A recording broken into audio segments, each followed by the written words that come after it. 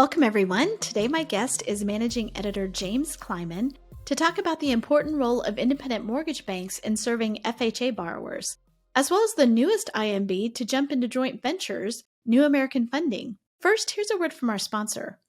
This is Sarah Wheeler, Editor-in-Chief at HW Media, talking with Matt Dowd, Vice President of Product Management at ICE Mortgage Technology, about mortgage automation. Matt, where do you see the biggest opportunity to streamline the process? Well, I think we've already made significant strides in automating underwriting, but there's certainly room for improvement. I think the further advancements you're going to see will come in the areas of using artificial intelligence and more machine learning to improve the accuracy and the efficiency of underwriting. But underwriting is just part of the process. I think it's prudent for a lender to look at the holistic picture and the entire borrower journey from the point of thought through post-closing. So do you have an appropriate loan application that's easy to use? Look at your closing process, look at your servicing compliance, really look at every aspect of the business through the borrower journey, because ultimately you want to provide an exceptional experience for that borrower. That is so important. And listeners, you can find out more at icemortgagetechnology.com. James, welcome back to the podcast. Hey, good to be back. Great to have you back. We have lots of lender news to talk about, which is always really fun. So I wanted to start off with an opinion piece that we published, and it was by Dave Stevens and Scott Olson. So, people very familiar to most of our audience, but if they're not, Dave Stevens was the CEO of the MBA before that. He had been at Freddie Mac, Wells Fargo. He'd been FHA commissioner. So, he's somebody who's very plugged into the industry. And then Scott Olson is the executive director of the Community Home Lenders of America, which used to be the Community Home Lenders Association, I believe. But either way, two very familiar people to our audience. And they're really making a point here that they're talking about the incredible value of independent mortgage banks, IMBs. And they're obviously both very, they have a stake in this. But I think it's interesting to our audience what they laid out here and kind of what they're calling for. Maybe you could outline that for us. Yeah, so there have been a lot of questions lately over the health of the independent mortgage banks, and that's principally because of the bank runs and the fears that people have related to large-scale systemic issues in banking, and that includes mortgage banking. And mortgage banking is a complicated business to run, and it's generally very low margin. And so when we talk about banks and where they're maybe getting in over their heads or didn't hedge their risks very well, we typically talk about really these regional lenders, the Silicon Valley banks, the First Republics, and these are important players in the overall banking space. And even if they're not huge mortgage originators themselves, a lot of these types of banks are really big warehouse lenders, and warehouse lending is the lifeblood of independent mortgage banks. And so there has been this question posed, and government regulators and politicians have been very interested in assuring that this is an industry that will be able to provide stable services to consumers, and they're not going to just go bust one day. I think that a lot of people were caught very much surprised by what happened with Silicon Valley Bank and Signature and some of these others. And there are a bunch of different reasons that those banks had problems, some of which related to crypto, some of which, were buying assets that have really depreciated over the course of a few years. And I think what Dave Stevens is arguing, Scott Olson is arguing, is that independent mortgage banks are structured differently, and maybe it's not commonly known that they don't, because they're not depositors. There might be this misperception that they're not active in their communities, that they're not well managed companies, that they're not able to make it through a difficult time. And their argument is they are. And they also provide a huge amount of valuable services that the banks, especially related to mortgage lending, have really exited. And we talk about minority lending. We talk about the FHA program. That is very much in the wheelhouse of independent mortgage banks. You don't see the Wells Fargos, you don't see the JP Morgan Chases of the world that are involved in those programs. It's something that they've retreated from pretty much entirely over the last, really since the great financial crisis. And the argument that Dave Stevens, Scott Olson making is these are actually pretty strong business models, and they're doing pretty well all in all, even if there is some contraction, even if volume is down significantly, and they don't think that there's a major reckoning occurring, and that is not to say that they don't expect that there will be more mergers and acquisitions and job losses and the like. But as the industry goes, it's not at a crisis point, and it doesn't appear to be heading that way. I appreciate you talking about FHA because I do think that's one of their main points is that they use Urban Institute data in this article to say that IMBs are contributing 90% of the loans where the highest concentration of minority purchase transactions are, right? And they're like, if that's true, which it is, it's like with this fact, then why are some of these policymakers so focused on attacking this channel? So they want us to, their policymakers' priorities are serving some of the lower income borrowers. FHA serves, I think it's 49% minority home buyers. Yeah, it's about half. So reaching some of the goals that we're trying to do in getting this gap. And if you look at who's serving them, to your point, it is IMBs. So I thought that was interesting that they're making that point. And I know that one of the things that Dave Stevens has written over the years for us is that people who are like, oh, IMBs are less regulated than depositories. He's like, but they're not under-regulated. It is a different kind of regulation, right? I mean, they don't have the same capital reserve requirement, obviously, but there's plenty, he would argue there's plenty of regulation around IMBs. And I feel like that's what he's saying here as well.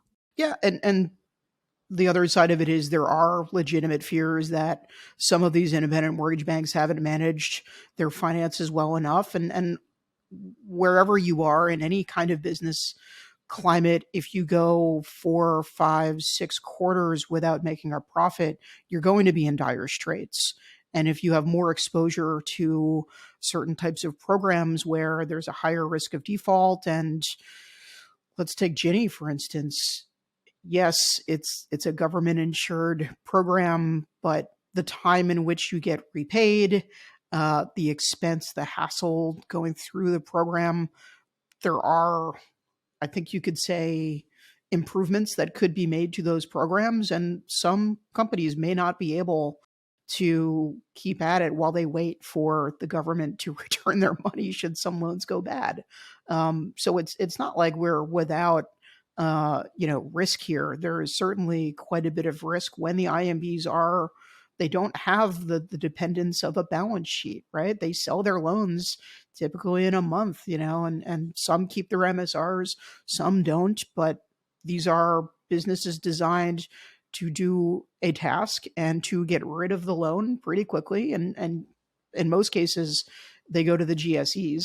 There are some, of course, who dabble in non-QM and who take on more commercially types of business products in lending, but the vast majority, their business is going to be Fannie, Freddie, Ginny, and that's probably going to be 85, 90, sometimes more, sometimes all. That's most of the banks we talk about. That's pretty much all the business they do, So it's if there is another major problem in banking, let's say it's a Silicon Valley-esque issue related to something else, this is all interconnected.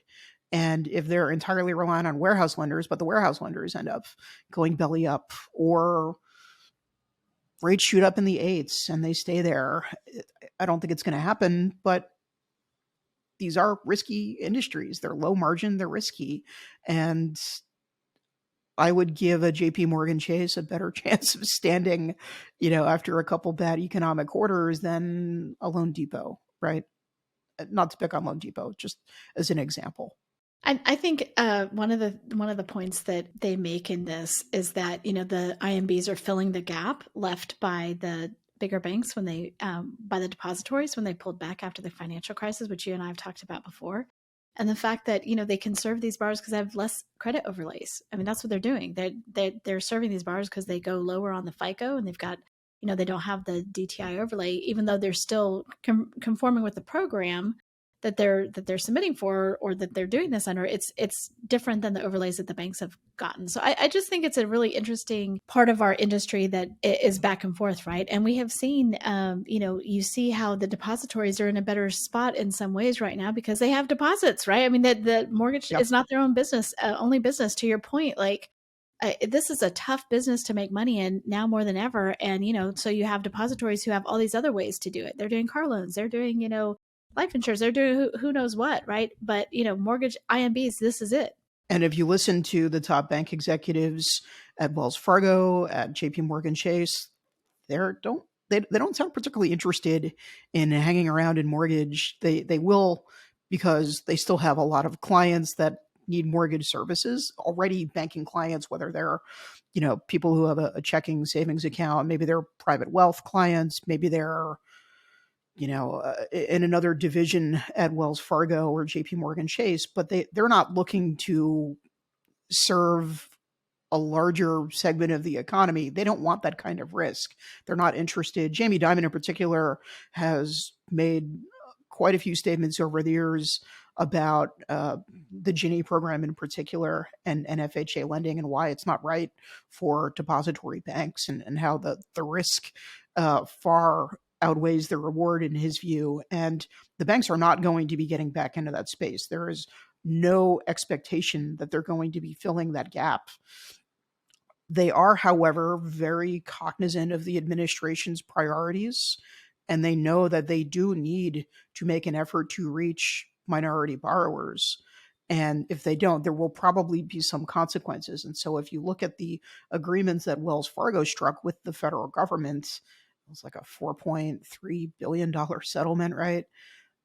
A big part of that is Wells Fargo saying, look, we're going to step back from correspondent lending, where they picked up a lot of Ginnie, a lot of MSRs, a lot of business through a channel that they didn't necessarily originate. And instead of trying to be active in any program at any level, they're going to be doing their own originations, not selling to Fannie, Freddie, Ginnie, and they're going to be doing them on a neighborhood basis in certain urban areas. And I think you could say that's a much more targeted approach than trying to do mortgage lending in low-income communities in Cleveland, for example, right? That's not what they're really set up to do, or just in middle America, in some of the blue-collar towns that have been economically left behind. I go to upstate New York on occasion, and I mean, you could put that economic area anywhere where there haven't been jobs in 20, 30 years, right? And those are places you're not going to find the banks doing a whole lot of mortgage business. It's entirely independent mortgage banks. And this trend line is not reversing. It's accelerating. It's picking up.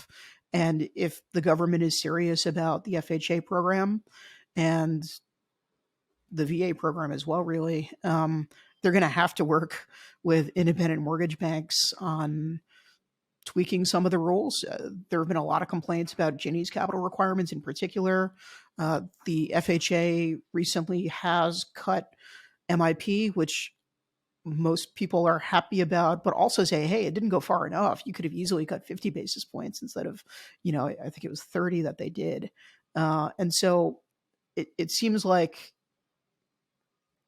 if the federal government is going to prioritize government housing programs that are designed to help the people that haven't had, generational wealth opportunities, haven't had access to good job markets, if you want that to be a priority, and if homeownership is a priority in America, and it has been really since the advent, then you need to do better with these programs, because you're not getting the banks back in there. And some of these independent mortgage banks can't make money, over a huge number of quarters. They're going to focus on programs where they can make money. So I think there's a bigger issue at play here, which is what kind of resources are we willing to put into the FHA program and making loans and credit available in communities where the opportunities are slimmer. And it's increasingly becoming the haves and the have-nots, and housing is no different. Calling all mortgage, title, and insurance leaders.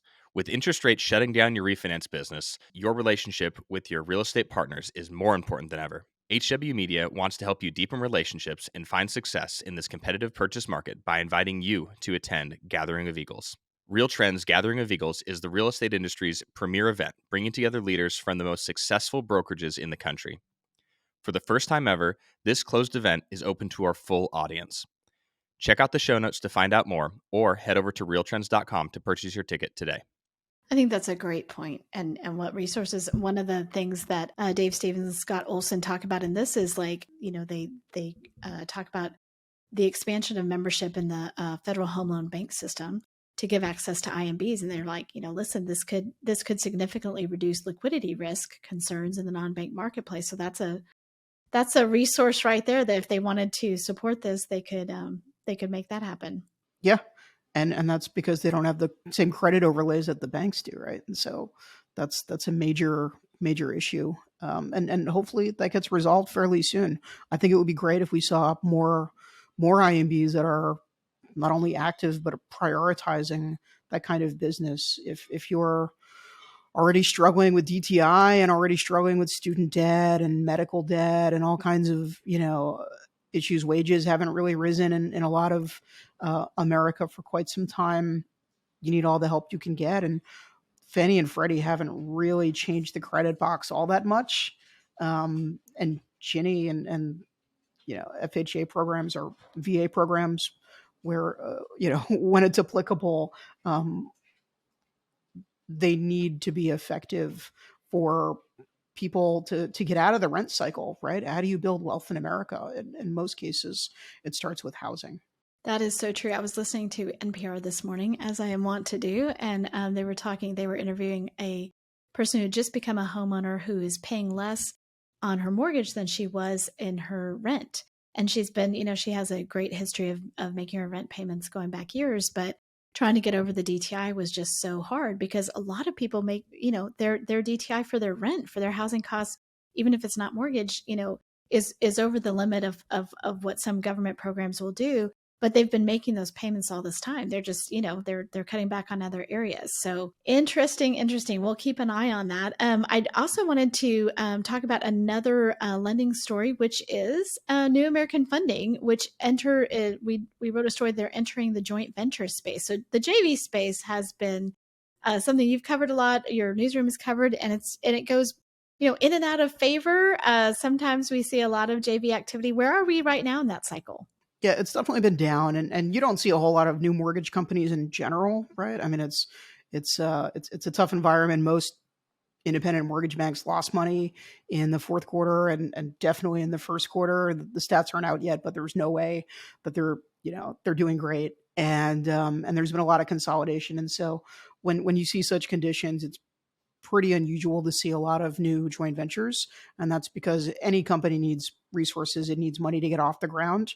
And when money is precious, you don't want to put them into something that is unproven, that is, financially speaking, a risk, right? And so I guess credit goes out to NAF for doing this. It's a little different than what we typically see. The joint ventures that we have generally covered in the mortgage space are constructed one of two ways.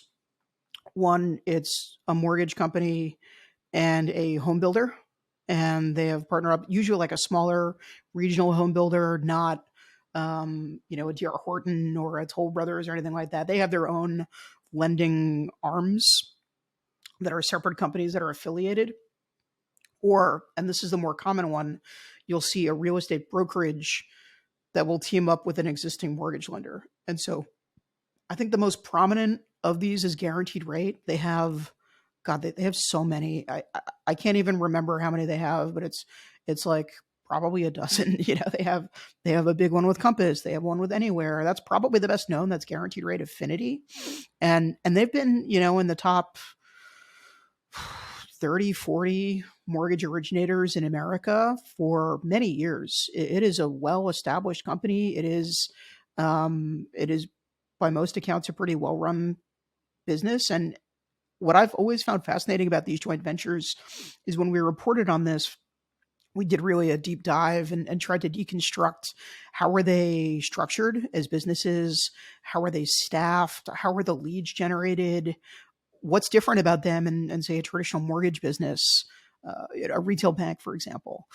And what we found was really surprising that during the refi boom in 2020 and 2021, our expectation was, okay, well, they're probably getting most of their leads from agents that are affiliated because it's just easier to, tap into the system, or because they have network effects that make it easier to originate that loan, or maybe they have greater insight into the process, or they have a portal set up where they can track progress of a loan. And that's sometimes true depending on the JV, sometimes not true at all. And so we sort of expected that they would be doing more, proportionally speaking, purchase business than competitors who were really refi heavy. And, a lot of them were like 85, 90% refi in 2020, and to a lesser extent, but still pretty refi heavy in 2021. What ended up happening was when we analyzed all of the JVs with real estate brokerages and traditional mortgage companies, they looked exactly like every other mortgage company, and that they were super refi heavy, and that was their business model. And then when the market shifted last year, right around this time last year, in fact, to very purchase heavy, as rates really started to shoot upward. And not only that, but the fact that so many people had already refied in 2020 and 2021, and there just weren't a lot of opportunities or people who were incentivized or knew about it, or, for whatever reason. But if you had to refi, you already did it, right? And that business just wasn't as prevalent or as achievable. And so these companies started to struggle, just like every other mortgage company, right? And so it's interesting. The benefits of it are that, yeah, often the real estate agent who has to, by law, due to RESPA, make it very clear that there is a financial relationship between the brokerage and this JV, and in a lot of cases, already has her own network of loan officers at different mortgage companies, and doesn't, as an independent contractor, necessarily find value in having an affiliated JV with the brokerage that their license is held. And so you're never going to see a guaranteed rate affinity in like the top 10, even though, it's affiliated with Anywhere, which is what, the second biggest real estate brokerage in the company. Compass has a JV with guaranteed rate. It's not a top 25 mortgage lender, even though Compass is definitely the biggest producer in terms of volume of any real estate brokerage in America, and does a lot of high-end business too, right? It doesn't happen because these agents are really honestly independent, and they care more about the deal going through and already having a relationship. And for the most part, these JVs are call centers, and call center business is not doing so great right now. The call center heavy lenders who have a business model whereby they typically are sourcing from their own list of loans and servicing to look for refi opportunities, and in some cases, new purchase business, they're not doing very well. The companies that are doing better, and nobody's doing gangbusters right now, right? Like even UWM is not exactly setting the world on fire, because the market conditions are just really, really challenging right now. There's so little supply. There are so few people who are willing to list their home right now.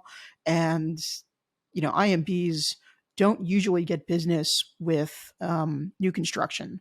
And we'll talk a little bit more about that in a second. But what this means is you don't have a whole lot of opportunities. And so I think it's pretty interesting that they're starting up a few of these joint ventures. None of the joint ventures that exist right now, I would say, are, wildly successful, or that there's a model in place where you can make a pretty confident statement that these are going to be really strong businesses in the short term. Probably in the medium and long term, yeah. I mean, you build up scale, you build up the ability to really develop relationships with agents if you do right by them, and there are a lot of reasons why an agent would be interested in working with an affiliated lender. But agents are also creatures of habit, and they're not going to risk when they need every deal to go through. They need everything to break right to make that commission every month. I think you find that people are often more risk averse uh, in this kind of marketplace. Having said all of that, NEF is doing a few different types of, they're looking to do a few different types of JVs. So they want to do a 50-50 joint venture with a real estate brokerage. We've already touched on that. They want to do one with a larger agent team. And this is a really interesting idea because this is something that, having conversations with Tracy Veltz at Real Trends, we see a lot more often, sort of the teamerage model, right? We're seeing real estate teams that are kind of like brokerages unto themselves, and they're taking on a lot of tasks that previously would have been, handled by other companies, and they're starting to bring them more in-house. And so that's probably the most exciting, most intriguing future for a mortgage joint venture, is working with a big, maybe a 75-person team that is top producing in a specific area of the country. They're probably, most of those agents are going to have their own LOs, because you don't get to be a top producer as a real estate broker or agent if you don't have really good, solid contacts. I mean, this is a people business, and relationships take time to gel. But I think it's pretty exciting, partly because, again, this is dependent on the teamerage model, and teamerage is growing leaps and bounds, and it's a really exciting space because you can do more volume and you don't need as much overhead. So it's really fun. It's really interesting to think about. I don't know that NEF has a partner yet, but I think they'll probably find that there are a lot of teams out there that are going to be interested in doing business with them, because it is a pretty novel but not entirely risky operation either. I And then love we're it. also, yeah, I'm sorry, go ahead. No, go ahead. I was just saying I share your enthusiasm. It's great to see anybody starting anything right now in this environment. Yeah. I mean, hats off to NAF for doing that. They're also looking at potentially a joint venture with a home builder. And I think this is also interesting, but for different reasons. And one, the large home builders already have their own mortgage companies, and they have, more than that, they have really high, what are called attach rates, which is the idea that a home builder will have a new homeowner, a prospective buyer, finance with them. And they can do that because they can offer better incentives, because they can structure the deal in a million different ways. And they've been very heavily incentivizing consumers because they have a lot of supply right now.